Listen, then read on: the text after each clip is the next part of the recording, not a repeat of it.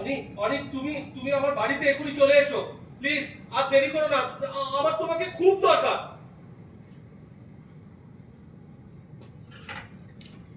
Hello, বলছি আমি এখন একটু রাখছি, হ্যাঁ ফোনটা।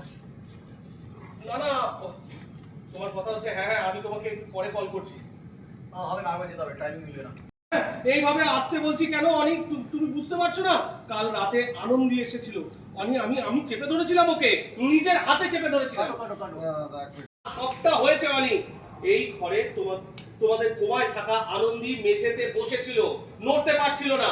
অনিক অনিক সবটা সামনে চলে আসতো সবটা, আর তখন কেউ একজন পেছন থেকে আমার মুখটা আমি আমার কিছু মনে নেই। নন্দিনী, তুমি তুমি ডক্টর দাশগুপ্তকে জানো? ওনার এক্সপিরিয়েন্স সম্পর্কে তোমার অভিজ্ঞতা আছে? উনি নিজে আনন্দীকে দেখেছেন।